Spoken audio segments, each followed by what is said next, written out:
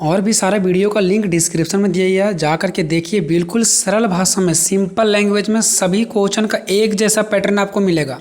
ऐसा लगेगा ही नहीं कि हम इतना सारा क्वेश्चन को पढ़ करके उलझ गए, बिल्कुल नहीं। एक बार वीडियो को देखोगे उसके बाद आपको पूरा का पूरा समझ में आ जाएगा, ठीक है। बस आपको हर एक चीज़ को हम पॉइंट में बता रहे हैं, ठीक है। और बस उस हाइडिंग को आपको याद रखना, बाकी नीचे सारा आपका बन जाएगा, ठीक है। अब ये मेरा क्वेश्चन है, भूस्खलन से क्या तात्पर्य, भूस्खलन के कारण तथा प्रभावों का वर्णन करें। हम इंग्लिश में भी क्वेश्चन इसलिए दे रहे हैं क्योंकि हो सकता है पेपर हिंदी में भी आ सकता है और सिर्फ इंग्लिश में भी दे सकता है। अगर इंग्लिश में देगा तो आप कैसे समझोगे कि ये भूस्खलन के बारे में। तो यहाँ पे देखिए कि बोल रहा है कि what is meant by landslide.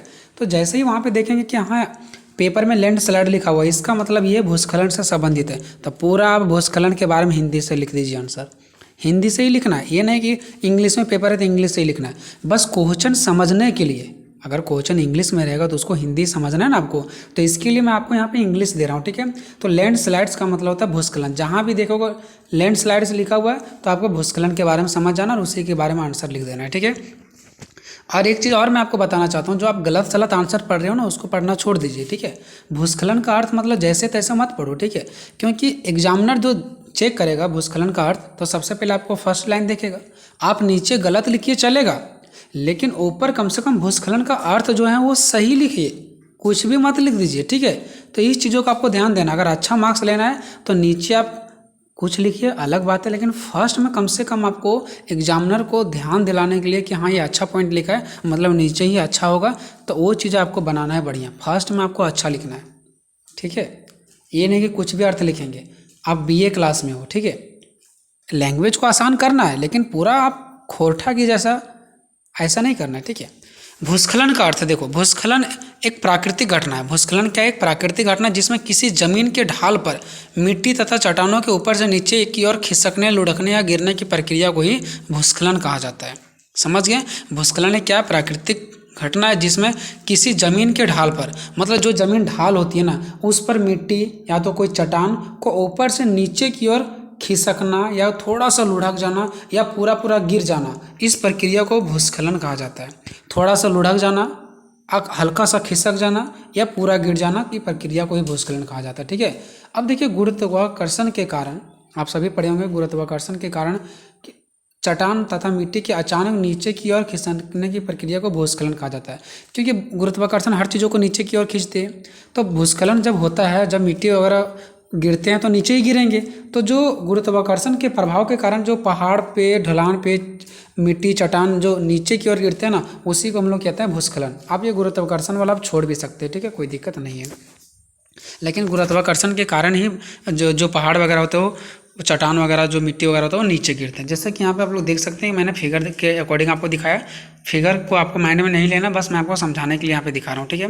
कि यहाँ पे पहाड़ है, रास्ता है, तो रास्ते पे ही क्या हो गया, भूस्खलन हो गया, मतलब पहाड़ से नीचे की ओर मिट्टी वगैरह गिर गए हैं, ठीक है।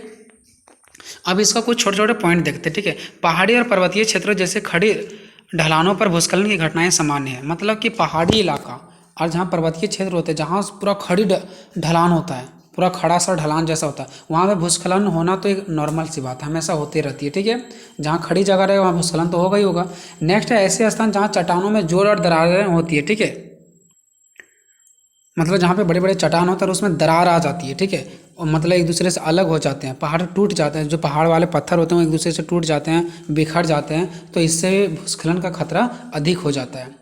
नेक्स्ट है जहाँ कमज़ोर मिट्टी मौजूद हो वहाँ भी भूस्खलन बढ़ावा मिलता है। जहाँ मिट्टी कमज़ोर होती है वहाँ एक दूसरे को पकड़ के वो नहीं रखती है, ठीक है, तो मिट्टी क्या हो जाती है, वहाँ से गिर जाती है, तो भूस्खलन कहलाता है। नेक्स्ट है वनों में आग लगने से मिट्टी कमज़ोर हो जाती है। जब वन में आग लगता है तो पेड़ पौधे जल जाते हैं, जो घास फूस होते हैं, छोटे छोटे पौधे होते हैं, वो क्या होता है, ख़त्म हो जाते हैं, तो उसके जड़ें मिट्टी को पकड़ के नहीं रख पाती है, जिसकी वजह से मिट्टी ढीली हो जाती है और भूस्खलन हो जाता है, ठीक है। नेक्स्ट नदी और नालों के किनारे भी भूस्खलन संभावित क्षेत्र होता है। जो नदी होती है उसके भी अगल बगल में आप मिट्टी को गिरते हुए देखते होंगे, ठीक है। अब तो कोई नाला है तो वहाँ पे देखते होंगे वो 5 फीट का नाला था, बन गया 7 फीट का नाला, ठीक है, मतलब उसका मिट्टी धीरे धीरे वहाँ से गिरते गिरते गिरते चौड़ा हो जाता है, ठीक है, तो ये भूस्खलन होता है। आप देखते हैं चापाकल में बोरिंग कराते हैं, ज़्यादा पानी गिरता है तो वहाँ पे क्या होता है, वो बोरिंग धंस जाता है, उसको हम लोग भूस्खलन कह सकते हैं, ठीक है। तो ये हो गया आपका भूस्खलन का थोड़ा सा कुछ पॉइंट्स। अब देखेंगे भूस्खलन के कारण। तो भूस्खलन के कारण को निम्नलिखित रूप से मुख्य 2 भागों में हम लोग क्या कर सकते हैं, विभाजित किया जा सकता है। भूस्खलन के कारणों को मुख्य रूप से दो भागों में विभाजित किया जा सकता है। यहाँ पे भागों भागों दो बार लिखा गया, क्षमा चाहेंगे, ठीक है, थोड़ा सा जल्दी टाइपिंग में मिस्टेक हुआ है। अब भूस्खलन के कारण, आखिर भूस्खलन क्यों हो रहा है, मिट्टी क्यों धंस रहा है, इसका दो कारण है। एक प्राकृतिक कारण, भगवान का कारण जिसको कोई नहीं रोक सकता, वो भगवान खुद से करते हैं। और दूसरा मानव जनित कारण, यानी कि मानव का कारण। मानव जनित कारण मतलब मानव से संबंधित कारण। एक मानव है, जैसे जंगलों का कटाई वगैरह कर रहे हैं तो उनकी वजह से भी मिट्टी धंसती है। तो हम दोनों कारण देखेंगे, एक प्राकृतिक कारण, गॉड का दिया हुआ कारण, ठीक है। तो सबसे पहले बात करते हैं प्राकृतिक कारण। तो प्राकृतिक कारण के अंतर्गत पहला आता है भारी वर्षा, ठीक है। जब भूस्खलन के सबसे सामान्य कारणों में से एक है भारी वर्षा। यहाँ छिद्रित जल के दबाव के द्वारा मिट्टी को नमी बनाकर वजन को बढ़ा देती है। जब भारी वर्षा होती है ना, तो छिद्र के द्वारा जमीन के अंदर मिट्टी में चल जाता है पानी, और उसका नमी बढ़ जाता है, जिससे मिट्टी का वजन बढ़ जाता है। मिट्टी का वजन बढ़ने की वजह से क्या हो जाता है, ढलानों में मिट्टी खिसक जाती है और भूस्खलन हो जाता है। अब बस आपको याद रखना भारी वर्षा, बाकी नीचे आप हम जैसे लिखें वैसे एग्जाम में लिखेंगे, कोई जरूर नहीं है। अब बस पॉइंट याद रखिए, भारी वर्षा के कारण क्या होता है, मिट्टी खिसक जाती है। नेक्स्ट होता है क्षरण। क्षरण में क्या होता है, बड़े बड़े जो चट्टान होते हैं, ठीक है, जो बड़े एक साथ जो बंध करके हैं, छोटे छोटे जो कण होते हैं, ठीक है, और छोटे छोटे पत्थर होते हैं, कण होते हैं, मिट्टी सब एक साथ इकट्ठा जो एकता बने हुए रहते हैं ना, जो एक साथ पूरा मतलब एकजुट रहता है ना, वो क्या होता है, क्षरण के कारण एक दूसरे से अलग हो जाता है। क्षरण मतलब होता है कि जब वो मिट्टी का पकड़, मिट्टी का जो शक्ति होता है ना, कमज़ोर पड़ जाता है। तो वो अगर मिट्टी पत्थर में चिपका हुआ तो उससे दूर हो जाता है, ठीक है। कोई छोटे छोटे पौधे में अगर चिपका हुआ तो उससे दूर हो जाता है। तो क्षरण का मतलब होता है एक दूसरे से अलग हो जाना। तो जो मिट्टी, कंकड़, पत्थर, ये सब जो एक साथ एकजुटा बनाए हुए रहता है ना, एकजुट में रहते हैं ना, वो कमज़ोर हो जाते हैं, ठीक है। तो वो एकजुट से अलग हो जाते हैं, उसके कारण भी ये हमारे क्या होते हैं, भूस्खलन हो जाते हैं। हम आपको सारे पॉइंट्स यहाँ पे समझा दे रहे हैं, आप खुद से भी पढ़ लीजिएगा, ठीक है। नेक्स्ट है भूकंप। भूकंप के कारण क्या होता है, धरातल में तीव्र कंपन से चट्टानों और मिट्टी में अस्थिरता उत्पन्न हो जाती है। जब भूकंप होता है ना, तो भूकंप तीव्र गति होता है, तेजी से होता है, जिसकी वजह से चट्टान और मिट्टी में, जो चट्टान और मिट्टी होता है वो अस्थिरता उत्पन्न हो जाता है, मतलब उसमें थोड़ा सा कंपन होने लगता है। तो एक दूसरे जो चिपक के थे वो अलग होना स्टार्ट हो जाते हैं, जिससे भूस्खलन हो जाता है। नेक्स्ट है ज्वालामुखी विस्फोट। ज्वालामुखी विस्फोट के द्वारा जमा राख, जो राख वगैरह जमा हो जाता है, मलबे, मिट्टी अति भार बढ़ा देती है। उसका भार क्या हो जाता है, बढ़ जाता है, क्योंकि जब ज्वालामुखी विस्फोट होता है ना, तो वो क्या हो जाता है, उसका मतलब वो हिलना स्टार्ट कर जाता है, उसका पावर बढ़ जाता है। तो जो वहाँ पे वो स्थिर है ना, वो अस्थिर हो जाते हैं। जबकि इसके साथ साथ होने वाला भूकंपीय गतिविधियाँ, जो भूकंप होता है ना, यानी कि जो हिलता है ना, इससे क्या होता है, अस्थिरता का कारण बनती है। मतलब वो पत्थर, मिट्टी, कण जहाँ पे एक जगह रहते हैं वो एक जगह नहीं रह पाते, वहाँ से हिल जाते हैं, और जमीन ढीली होने की वजह से क्या होती है, भूस्खलन को गति प्रदान करते हैं, यानी भूस्खलन हो जाती है। नेक्स्ट है मानव जाति के कारण। मानव के कारण भी क्या हुआ है, बहुत सारे क्षति पहुंचा है। जैसे वनों की कटाई, वृक्षों की जड़ें मिट्टी के कणों को मजबूत पकड़ के बंधे रखती है, ठीक है। जो वृक्ष के जड़ होती है ना, पेड़ पौधा की जड़ होती है, वो मिट्टी को पकड़ के रखती है। इससे चट्टानों से गिरने वाले मलबे के प्रभाव को नियंत्रित करते थे, तथा इसके साथ ही वनस्पति अवधारणा को, आवरण को भूस्खलन से कम नुकसान पहुँचाते हैं। मतलब उसके मिट्टी क्या करते हैं, जो जड़ होते हैं वो मिट्टी को रोक करके रखती है, और मिट्टी मतलब उस जड़ों के साथ चिपके होने की वजह से वो ढीली नहीं पड़ती है, और ढीली नहीं होने की वजह से फिर जो बड़े बड़े चट्टान होते हैं ना, वो नीचे नहीं गिरते हैं, ठीक है, और नुकसान नहीं पहुंचता है। और वनों की कटाई से इस सुरक्षात्मक आवरण को समाप्त कर देती है। और जब पेड़ पौधे कट जाते हैं तो उसका जो जड़ होते हैं वो मिट्टी को अच्छे से नहीं पकड़ पाती, जिसकी वजह से मिट्टी खिसकने की वजह से उसके ऊपर रखे हुए पत्थर, चट्टान भी क्या हो जाते हैं, खिसक जाते हैं, और भूस्खलन की संभावना को बढ़ावा मिलती है। नेक्स्ट है जलवायु परिवर्तन। विभिन्न मानव जाति गतिविधियों के कारण हुए जलवायु परिवर्तन ने वर्षा पैटर्न में अचानक परिवर्तन के बदले में भूस्खलन की आवृत्ति के साथ साथ गंभीरता को भी बढ़ावा दिया। मतलब जलवायु परिवर्तन, मानव ने इतना जंगल को काटा है, मानव ने इतना प्रकृति का दोहन किया है, प्रकृति के साथ गलत किया है कि जलवायु परिवर्तन मतलब जब जलवायु का परिवर्तन के पैटर्न में अचानक बदलाव हो जाता है। जब पानी गिरना चाहिए तो नहीं गिरता, जिस टाइम गिरना चाहिए उस टाइम नहीं गिरता है, कभी ज़्यादा वर्षा होती है, कभी कुछ नहीं होती है, ठीक है। नहीं वर्षा होती तो पेड़ पौधे नहीं उगते हैं, फिर अचानक कभी ज़्यादा वर्षा हो जाती है तो पेड़ पौधे नहीं होते, तो सारा मिट्टी वगैरह क्या हो जाता है, गिर जाते हैं, ठीक है। तो ये सब वजह से भी हुआ है, जिसकी वजह से मानव ने क्षति पहुंचाया है। नेक्स्ट है उत्खनन। उत्खनन के कारण भी ढलानें अस्थिर होते जा रहे हैं, मतलब जो ढलान है ना वो रुक नहीं रही। मानव जो उत्खनन कर रहे हैं, ठीक है, उसकी वजह से क्या हो रहा है पता है, ढलान में मिट्टी रुक नहीं रही, मिट्टी सीधे नीचे गिर जा रही है, ठीक है। अब देखते हैं भूस्खलन के प्रभाव कि भूस्खलन के प्रभाव क्या। देखिए दोस्तों, ये सब क्वेश्चन को हम ज़्यादा नहीं समझा रहे क्योंकि वेरी सिंपल है, बस आपको मैं पॉइंट्स दे रहा हूँ, ठीक है, ताकि पॉइंट आपको याद रहे और आप आंसर आराम से लिख सको, ठीक है।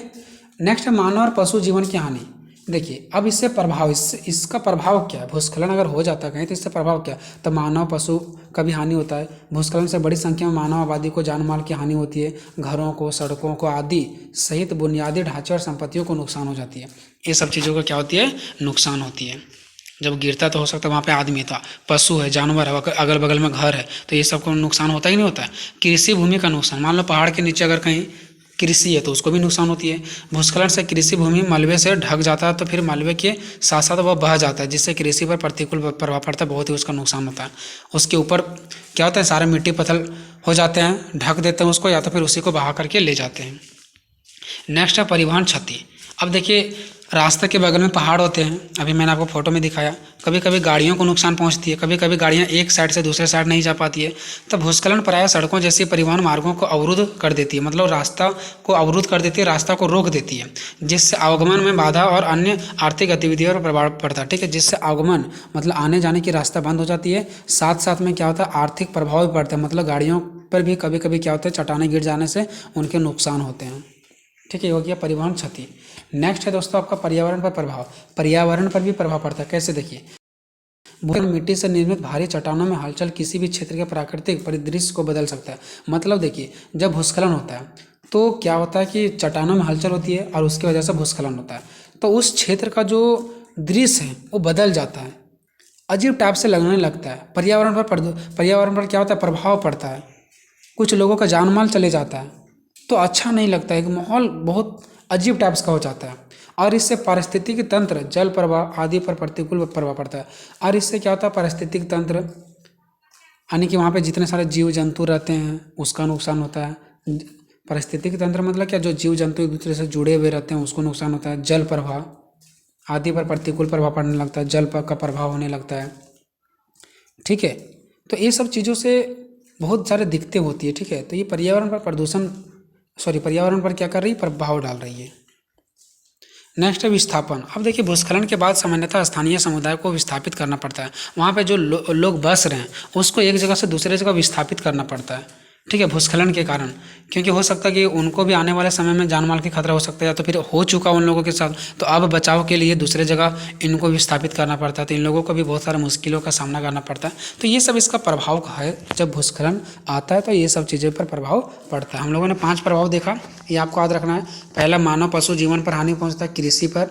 नेक्स्ट परिवहन पर। चौथा है पर्यावरण पर प्रभाव पड़ता है, वहाँ का माहौल दृश्य बदल जाता है। नेक्स्ट विस्थापन, वहाँ के लोग छोड़ करके दूसरी जगह चले जाते हैं। और भी आप चाहे तो लिख सकते हैं, ठीक है, और भी चाहे तो आप लिख सकते हैं। तो इस प्रकार से ये क्वेश्चन मेरा खत्म होता है। दोस्तों वीडियो कैसा लगा कमेंट में अपना राय जरूर दीजिएगा। मिलेंगे नेक्स्ट वीडियो में, तब तक जय हिंद जय भारत।